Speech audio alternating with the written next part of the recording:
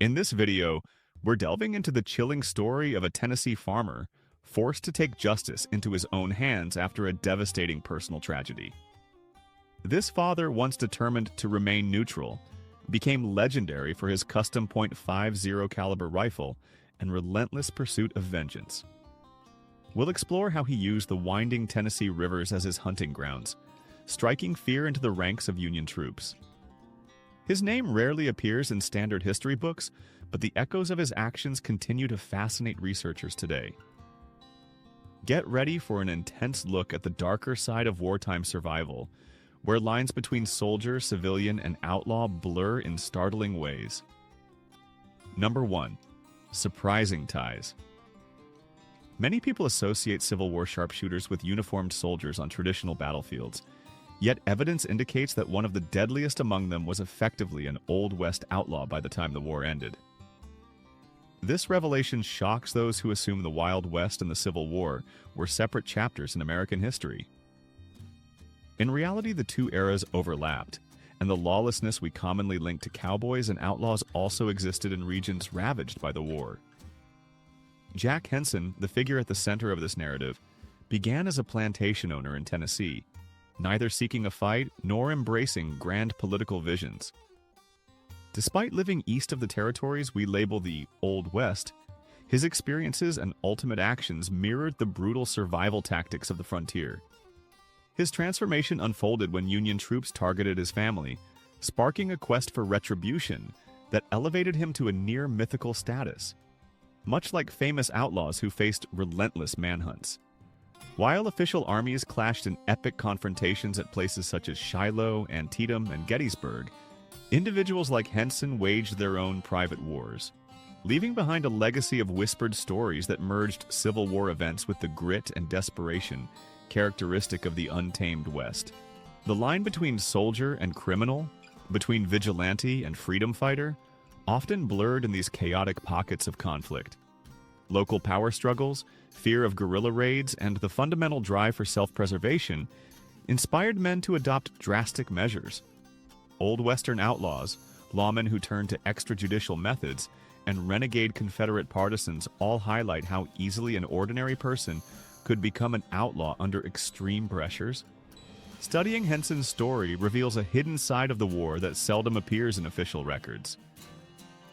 Typically, historians focus on generals, battle strategies, and large-scale troop maneuvers.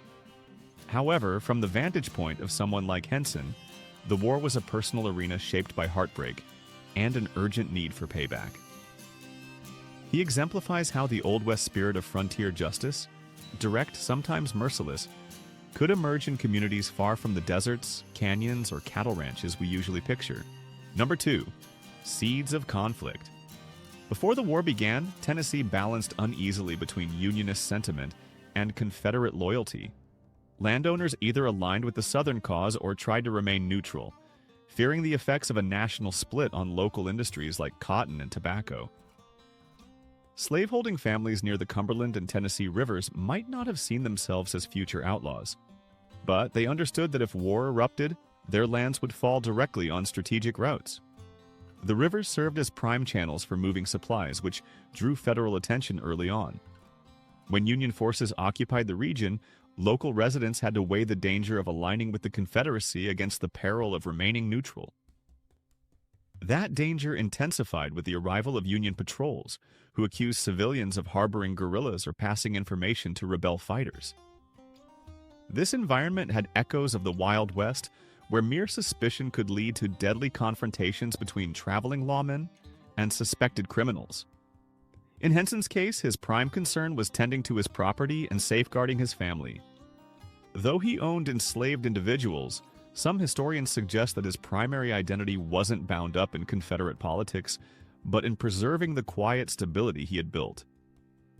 The region's thick forests and rolling farmland may not remind us of dusty cowboy plains, but it still possessed a dangerous allure for those wanting to ambush or raid.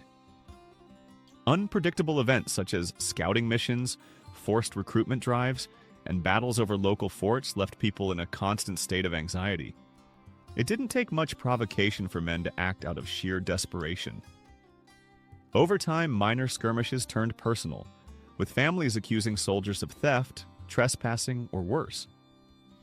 The seeds of conflict sprouted into a cycle of retaliation, reminiscent of frontier feuds in the Old West, except it was fueled here by the broader Civil War context.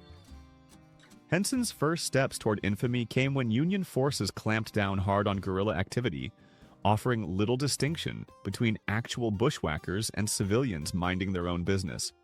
Number 3. A single act of horror. Neutrality in a war zone works until a single barbaric event pushes someone beyond all restraint. For Jack Henson, that event happened when Union soldiers executed 2 of his sons under the claim that they were part of local guerrilla raids. Their ages, the lack of trial, and the subsequent mutilation of their bodies showed a level of cruelty that would have shaken even hardened frontier outlaws. Neighbors whispered about how savage the killings appeared, and the account spread quickly, further inflaming local resentment. The family's world collapsed in that moment. Unlike the quick-draw duels often romanticized in Old West tales, this was a cold exercise of power with no face-off or mutual chance to fire back. The savage nature of the assault on innocent teenagers signaled that war had no boundaries. That is precisely when Henson decided that if the Union Army could use terror to maintain its grip, he would respond in kind.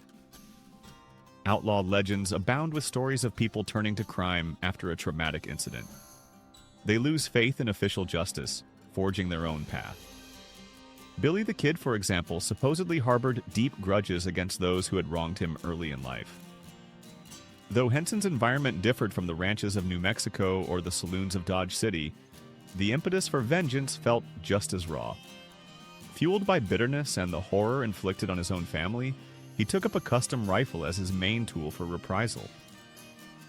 Some accounts emphasize that while local Confederate sympathizers championed his actions, he was not motivated by ideology so much as raw, personal fury.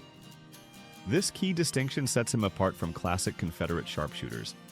Moreover, his decision to go outside regular military structures, operating like a clandestine killer, paralleled how Western outlaws functioned, evading lawmen by relying on knowledge of the land. Number 4. Weapon of choice. In a time when muzzleloaders dominated warfare, obtaining a specialized .50 caliber rifle gave Henson a lethal edge. This type of weapon allowed for accurate long-range shots that standard infantry muskets found difficult to match. The gunsmith who built it utilized premium materials, ensuring that Henson had both improved range and greater stopping power. In an era lacking high-tech scopes, Henson's rifle likely had custom sights that gave him a significant advantage.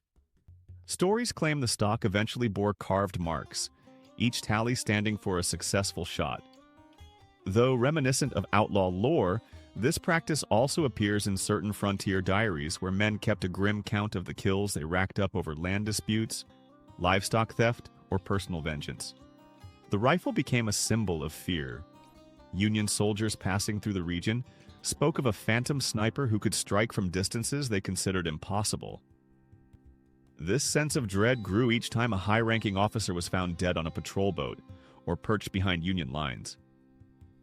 Much like the unpredictability associated with Old West outlaws hiding in the rocky hillsides or the Badlands, Henson's cunning approach made him nearly impossible to catch. He had scouted vantage points in local hills and knew exactly where to hide along riverbanks. Soldiers complained that he wasn't fighting fair, as if fairness held any meaning in a war that had already stained the land with countless tragedies. Although some labeled him a traitor or a cold-blooded assassin, others viewed him as a man forced into a corner who had no other recourse. In that regard, he resembled many renegades in the Old West. More than just criminals, they were products of unjust circumstances, forging their own dangerous solutions. Number 5. Old West influences. The Old West conjures images of stagecoach robberies, standoffs at high noon, and frontier towns policed by stern-faced lawmen. Tennessee during the Civil War might seem distant from that visual, but the era's spirit of self-reliance and brutal reprisal was alive and well. Local settlers knew that law enforcement was stretched thin, with the bulk of Union and Confederate forces either engaged in bigger battles or preoccupied with protecting key supply lines. Similar to how outlaws and cowboys traversed vast prairies, Henson exploited the thick woodlands and winding rivers in his region to move undetected. He also tapped into the unwritten codes that governed frontiersmen. If your kin were slaughtered, you took matters into your own hands. This code predated the war and ran parallel to the ethics of many Native American groups who had their own ways of retaliating for injustices committed against their communities. The concept of vigilante justice was not restricted to southwestern deserts or mountainous gold mining towns. It thrived anywhere official authority failed to protect people's basic rights. The best Old West history documentaries frequently point out that vigilantism and extrajudicial killings were almost expected in communities lacking a reliable court system or immediate police presence. In Henson's case, a formal plea for justice was useless because of the same troops who had carried out the violence now occupied his district. YouTube channels devoted to American Old West facts often highlight how complicated it is to label someone a hero or a criminal under these circumstances. The same ambiguity clings to Henson. Confederate partisans lauded him for his bravery, while Union forces dismissed him as a remorseless bushwhacker. Neutral civilians, torn between fear and sympathy, provided him with information and hiding spots. So he occupied this strange space between a local avenger, a cunning lone wolf, and a figure who evoked the iconic outlaws of the West. Number 6. Aftermath of vengeance. Spiraling violence gripped the region as Union officials doubled down, arresting anyone suspected of assisting Henson. Houses were burned, livestock seized, and men imprisoned. In many ways, these policies echoed the heavy-handed tactics employed by frontier lawmen, determined to flush out famous bandits. Yet each crackdown often yielded minimal results. Henson was too elusive, aided by sympathetic contacts who shared his hatred for the occupying forces. This dynamic resembled how certain old Western outlaws like Jesse James found protection within local populations that distrusted the government. Within that messy environment, the moral lines blurred further. Some argued that Henson was needlessly prolonging bloodshed by targeting Union soldiers just doing their duty. Others retorted that his vendetta was justified given the horrifying nature of what had been done to his sons. Similar debates consumed frontier towns when outlaws claimed to be striking back at corrupt institutions. Often the real victims were everyday people trapped in the crossfire. Henson had left behind not just farmland, but also any semblance of ordinary life. Family members who remained in the area found themselves ostracized. Union forces sometimes destroyed or confiscated property they believed might belong to him, punishing those suspected of hiding details about his whereabouts. Personal accounts from the time reference how deep the fear of retribution ran. If someone collaborated with the army, they risked encountering Henson's rage. If they aided Henson, they risked Union retaliation. It was a bleak environment where survival trumped loyalty. This climate was reminiscent of isolated Old West towns paralyzed by bandit raids, forced to choose between cooperating with criminals or facing their wrath. The difference here was that a nationwide war magnified everything. Meanwhile, Henson's lethal accuracy grew legendary, with rumors that he amassed over 100 confirmed kills. Even if such numbers were inflated, it's clear he operated with frightening success. Number 7. Untold shadows. As the Civil War ended and Reconstruction began, official attention shifted away from local vigilantes. Massive battles and political maneuvers overshadowed the smaller dramas of men like Henson. Yet the scars remained in each ravaged community. One might expect Henson to appear in post-war records as a wanted outlaw, but the chaotic nature of the era allowed many participants in guerrilla activities to slip back into obscurity. Some outlaws in the Western Territories also capitalized on the confusion following the war's end, moving to new areas and adopting new identities. Family lore suggests Henson quietly resettled, possibly reopening a mill or store. However, local whispers insisted he never traveled unarmed. People who recognized him avoided direct confrontation. Similar patterns played out among former Confederates across the South, many of whom maintained private grudges long after Lee surrendered. By the time the nation fixated on the legendary outlaws of the late 19th century, figures like the Dalton Gang, Butch Cassidy, and the Younger Brothers, Henson's story had receded into local legend. Yet the essential themes remained the same: personal loss, distrust of an occupying power, and a willingness to dispense lethal force outside the bounds of official law. Contemporary historians rediscovering Henson's name find that he fits squarely into the outlaw mold in certain respects, despite never robbing trains or staging bold holdups. Instead, he engaged in a personal war driven by a father's anguish. This narrative resonates with the violent sagas of the Old West, where one tragic incident could set a person on a bloody trail from which they could not return. His fate reflects a broader reality. War zones can breed outlaws who, under different circumstances, might have remained inconspicuous citizens. The Old West wasn't just about shootouts under a blazing sun. It was also any place where justice collapsed, and a man felt compelled to carve out his own. Today, references to Henson evoke discussions about moral complexity in warfare and how easily the label outlaw can apply once official institutions fail. This overlap of Civil War tragedy with frontier-style vengeance continues to intrigue scholars, challenging them to reassess tidy distinctions between soldier and renegade, or between a grieving father and a cold-blooded killer.